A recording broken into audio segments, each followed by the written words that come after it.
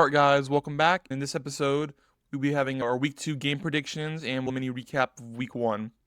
So in week 1, we had potentially game of the year between the Buffalo Bills and the Baltimore Ravens. That was a great comeback by the Bills at the end. And we also had another surprisingly good game between the Steelers and the Jets. We all thought it would be a low-scoring, boring run game, and surprisingly, both teams looked pretty good. The Steelers edged them out, but very shockingly good game.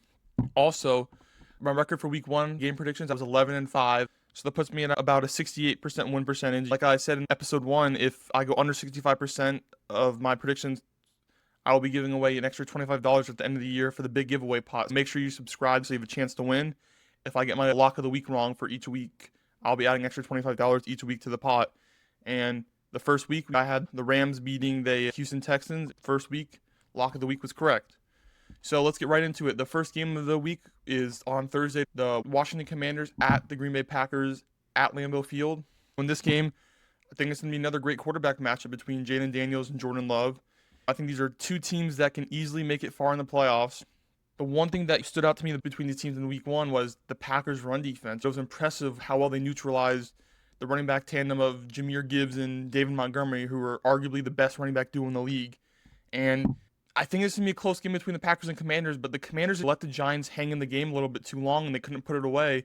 I understand Jaden Daniels' wrist injury and everything, but if I'm having them pick between these two teams, I think it's going to be a close game, but I think the Packers are going to make the Commanders a one-dimensional team, and I don't think Ja'Cory Krosky-Merritt is going to be able to run the ball, and I don't think Austin Eckler is going to have a big game.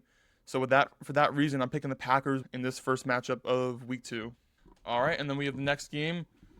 We have the Jacksonville Jaguars at the Cincinnati Bengals, 1 o'clock. I don't like how the Bengals offense looked at all in week 1, but maybe the Cleveland Browns defense is a little bit better than expected. They have Myles Garrett, Denzel Ward, Carson Schwarzenegger. It could be a sneakily good defense this year, and maybe that's why they shut down the Bengals in the second half, and the Bengals had no more than 50 yards. That's surprising. The Bengals are the best offense in the league, or top 3 offense in the league. With that being said, in this game, I feel like the Jags offense was also not the best in week 1, and that was against the Panthers defense. I thought the Jaguars offense looked decent. When you're going against the Panthers defense, I expect you to make a good showing for your offense. I wasn't super impressed in week 1 with Liam Cohn and Trevor Lawrence. Brian Thomas didn't have that big of a game. Travis Hunter. This is a tough game to predict, but I think Jamar Chase and T. Higgins are going to have a bounce-back week. I don't really trust any of the Jaguars cornerbacks. I heard that Travis Hunter's going to be playing more of a defensive role this week. They have Tyson Campbell, but I don't think either of those are going to be stopping T. Higgins and Jamar Chase. For that reason, I'm thinking a bounce-back week for both the Bengals' big receivers, and I'm going to be picking the Bengals to win in this matchup. Next up, we have the New York Giants at the Dallas Cowboys. In this game, I don't know why, but this just feels like a trap game for the Dallas Cowboys. The Cowboys have won the last 9 out of 10 games against New York. I think my pick comes down to New York being able, are they going to be able to guard CeeDee Lamb? But you could also say that about, can the Cowboys guard Malik Neighbors? Deron Bland was just ruled out for a couple weeks with an injury. So it's going to be, which team can neutralize the top receiver? And I also think both receivers are going to have elite performances. I don't think there's really anyone on either of the teams that can stop them both.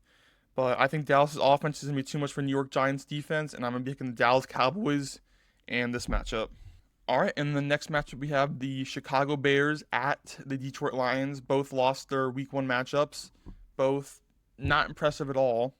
And after watching Monday Night Game, I feel like the Bears can't maintain leads, although I thought Caleb Williams looked a little bit better. He had 6 carries for 58 rushing yards and a touchdown, using his rushing ability, which he showed in college, and his impressive playmaking in college as well. But I just think he holds onto the ball a little too long still. I don't think he progressed through his reads that well. If Aiden Hutchinson can get home, I think he can change the trajectory of this game. And with how long Caleb Williams holds onto the ball, I can see this being a signature Aiden Hutchinson game.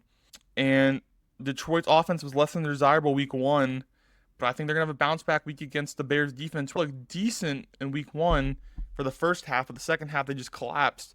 A cool matchup. We're going to get Ben Johnson's first game back at Detroit. He's probably going to get booed. In this matchup, I'm going to be picking the Detroit Lions to win. I think they're going to have a big bounce-back week, and the Bears are going to start off the season 0-2. All right, and the next game we have the Los Angeles Rams versus the Tennessee Titans. And I wasn't too impressed with the Rams offense week one, I'm not going to lie. I think the Texans defense was pretty solid, and I expect to get better throughout the season. Puka Nacua had some injury concerns week one, was in and out of the game, and Devontae Adams is still getting used to the Rams offense, so I think I'm going to give it a little bit more time. But I was also surprised that the Broncos let the Titans hang in the game week one. I thought the Broncos defense would be a little bit better. I think Tennessee's defense creating multiple turnovers is a positive against a good quarterback like Bo Nix. And maybe their defense is going to be a little bit better than we expected. But I just don't see their pass rush getting home on the Rams this week. And I think it's going to give Matthew Stafford some time in the pocket and let the receivers get open, Puka and Devontae Adams. And I think it's going to be a good Matthew Stafford performance. And I think the Rams offense is going to win them this week. All right, and in the next matchup, we have the New England Patriots at the Miami Dolphins. I don't think there was a team that looked much worse than the Dolphins in week one. They got embarrassed by the Colts in week one. I think that's the team that is the biggest bounce back week. It's the Dolphins. I think the Patriots run defense neutralized top pick Ashton Jeanty in week one. And I think they're going to have similar success in week two with Devon Achane. And if Christian Gonzalez plays, he didn't play week one, he's shown to have success early in his career against Tyreek Hill. Tyreek Hill is going on a downward trajectory. He hasn't had any really big plays or big games recently. If the Pats take away both number one options in the run and pass in Devon Achane and Tyreek Hill, I just don't see a way for them winning. I think the only way the Patriots lose this game is if their O-line has another terrible performance, and I just don't see that really happening against the Dolphins pass rush, who is a little underrated, but with that being said, I'm picking the Patriots this week. I'm scared the Dolphins are going to blow it up soon. They need a big bounce back week, but I don't see it against the Patriots. All right, and in the next matchup, we have the San Francisco 49ers at the New Orleans Saints, and the talk of the week has been, is Brock Purdy going to play? The Saints are expected, they're preparing to play Mac Jones. And before week one, there was also reports of how Christian McCaffrey's going to be looking with his calf. He had 22 carries. If I'm not mistaken, he had 9 receptions. We had 31 total targets in week one. His calf looked healthy. And the Saints threw the ball 46 times in week one. Spencer Rattler didn't have any turnovers, which is impressive. But I think the Saints offense really couldn't sustain drives, and they couldn't put points on the board. I think even though they played the Cardinals week one, the Cardinals defense is a little underrated. I don't think the Niners are going to shy away from CMC this week, and they made him the focal point of the offense last week. The Saints run defense was solid, and I expect it to be the same against the Niners. I expect CMC to have a big game in the receiving game once again.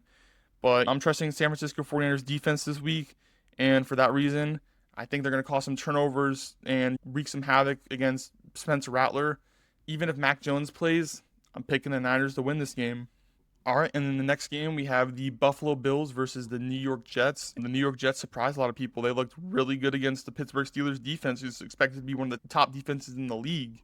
Breece Hall had a big game, 19 carries, 107 rushing yards, a couple receptions.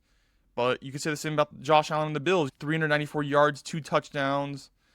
Keon Coleman had a breakout game, 8 receptions, 112 yards, and a touchdown. Like I said, the Jets offense surprised people with how they looked in week one at top defense in the Steelers. And the Buffalo Bills just came off one of their best games with a big comeback win against the Baltimore Ravens, who are expected to be one of the best teams in the league. The Buffalo run defense was abysmal against the Ravens. Derrick Henry had a huge game, 18 carries, 116 yards, and 2 touchdowns for Derrick Henry. What makes me think that the Jets offense can't do the same and replicate what they did week one against the Steelers. I want to pick the Jets, but after how good the Bills looked after making that comeback, I really can't pick against them. It's going to be a big week for the Jets, though. If they make this a competitive game, or if they even sneak off this win, I think all the NFL fans around the world are going to start respecting the Jets. But for this week, I'm going to pick the Bills to go 2-0, and I just think it's going to be too much for the Jets to handle with Josh Allen, James Cook, and Keon Coleman. All right, and the next game we have the Seattle Seahawks at the Pittsburgh Steelers. Honestly, this game scares me for the Pittsburgh Steelers. The Seattle Seahawks have shown week one and in previous seasons how they want to establish the run, and that's where Pittsburgh's defense struggled in week one against the Jets. And the Seahawks have 2 quality running backs in Kenneth Walker and Zach Charbonnet. It worries me that the Seattle Seahawks' strength is the Steelers' biggest weakness. Going over to the Pittsburgh Steelers defense, I think they got a decent amount of pressure last week, but I just think they couldn't get Justin Fields down. He's a very elusive quarterback. But I think Watt and Highsmith will get home multiple times and create big negative plays. But if I had to make this pick, I think Pittsburgh's run defense will have a big bounce back week. I'm picking the Seattle Seahawks to upset the Steelers It's not a huge upset. The Seahawks are -2.5. But I'm picking the Seattle Seahawks to win this game. All right, and the next game we have the Cleveland Browns at the Baltimore Ravens. The comeback that the Bills had in Week 1 leaves a sour taste for Ravens fans and the Ravens themselves. And Baltimore moved the ball with ease against Buffalo's defense, but they just couldn't get it done when it mattered. And their defense couldn't get a stop when it mattered. Cleveland's defense neutralized the high-powered offense in Cincinnati. They stopped Chase Brown from having a big game. However, they're going to have another tough running back matchup on their hands to try to stop Derrick Henry, who the Bills could not do at all. I think it's going to be a smash-mouth AFC North football game, but I think Baltimore's going to have a big bounce-back week. If they start off the season 0-2, man. And I think there's going to be a close game, but I'm picking the Baltimore Ravens to win. It's a divisional game. Any of these games can go either way, but I think the Ravens are not going to start 0-2 this season, and I'm picking the Ravens. All right, in the next game, we have the first 4:05 game. We have the Denver Broncos at the Indianapolis Colts at Lucas Oil Stadium. And, the Colts were one of the surprising teams Week 1. Daniel Jones had a big game. Michael Pittman had a big game. Jonathan Taylor had a big game, but he sat out most of the third and fourth quarter because they were already up. However, this is my lock of the week. I'm picking the Denver Broncos to win this game, but I don't want to shy away from the Colts. I think they beat the Dolphins in Week 1 in all three phases of the game. I think the Colts are going to come back to reality this week, and I think the Colts offense is going to struggle against Denver's top defense. I expect the Colts offense to come back down to reality, even though I think that the Colts offense kicked the Dolphins' teeth in all three phases of the game. I think Denver's defense is going to come into Lucas Oil Stadium and try to set a tone, and I think Denver's offense is going to have a little bit of a bounce-back week after multiple turnovers with Bo Nix. This is my lock of the week, and I'm picking the Denver Broncos to win this matchup. All right, and then the next matchup we have the Carolina Panthers at the Arizona Cardinals. I think Arizona's defense was good in Week 1 against the New Orleans Saints. Carolina's offense looked lost out there against the Jags defense, who I don't think is one of the top in the league. I just trust Arizona's defense way more than the Jags, so I don't see how Carolina can win this game. And I view Arizona's offense and defense are better than both Carolina's. So the only way I see Arizona losing this game is if they shoot themselves in the foot. A big penalty game, or Kyler Murray just looks terrible out there. I thought he looked pretty solid in Week 1, but I don't see any way the Panthers win this game, and it sucks because I'm a believer in Bryce Young, but man, it was a rough performance in Week 1. I expect a little bit of a bounce back, but I think the defense of Arizona is underrated, and they'll be able to neutralize them if it's a close game. I just trust Arizona's offense more with Kyler, Trey Benson, James Conner, and Marvin Harrison to step up and win this game. All right, and the next game, we have the Philadelphia Eagles versus the Kansas City Chiefs. We have the Super Bowl rematch of last year. To be quite frank, I don't see how Kansas City can win this game. If Xavier Worthy doesn't play, I don't think there's anyone on Kansas City who can get open against man coverage against the Eagles' young corners, Quinyon Mitchell and Cooper DeJean. At this stage of his career, I don't see Travis Kelce being a viable option either. I think Kansas City's offensive line will play better than it did in the Super Bowl. However, I don't see Kansas City being able to run the ball or pass it effectively. I think there's flaws in Kansas City's pass defense. So that's where I could see a bounce back week from A.J. Brown. I think the Eagles are going to have trouble running the ball a little bit. I think the Chiefs are one of the top run defenses in the league. But maybe Saquon will break a run or two. But I just don't see a way for the Chiefs offense to sustain drives and score. For that reason, I'm picking the Chiefs to go 0-2, and I'm picking the Eagles to win this game. All right, and then the next game, we have the night game for Sunday. Sunday Night Football, we have the Atlanta Falcons at the Minnesota Vikings. I can see this game going either way. I think Minnesota's run defense is pretty good. Now, the Falcons may struggle to get the run game going, just like how they struggled against Week 1 against Tampa Bay's run defense. But I think Minnesota's passing offense is going to benefit from this game. I don't trust Atlanta's corners other than A.J. Terrell. And I don't trust Atlanta's pass rush to get home. And I think that J.J. McCarthy's going to have a clean pocket for most of the game. It's going to let plays develop. And I think for that reason, we can see a big Justin Jefferson game. And I'm picking the Minnesota Vikings to win this Week 2 matchup. All right, and then we have a doubleheader on Monday. We have the first game at 7 o'clock, Tampa Bay Buccaneers at the Houston Texans. Houston's O-line is abysmal, just like last year. I think everyone expected it. For that reason, I think we can expect to see a lot of unique blitzes from Todd Bowles to confuse the Texans' O-line even more. And I just see a hard time for any plays developing behind that O-line. And I also wasn't impressed with how the Bucs offense looked against Atlanta's defense Week 1. I don't think Baker Mayfield had that big of a game, but this game is going to be a tricky one for me to pick for some reason. I think this is going to be a low-scoring game, but I'm picking the home team, the Texans, to edge out the Bucks. It could go either way. I think it's going to be a low-scoring game, and the home field advantage is going to go to the Houston Texans. I wasn't too impressed with the Bucks offense week 1. Hopefully they come out week 2, but if they couldn't get the ball moving that well against the Atlanta Falcons defense, I think the Houston Texans defense is way better, and I just trust the Texans to score when it actually matters, hopefully, this week. And maybe they'll be doing more quick plays, some quick passes to get CJ Stroud in rhythm later in the game. They can do some good play actions and get the passing game going. But like I said, I'm picking the Houston Texans to edge this game out very closely.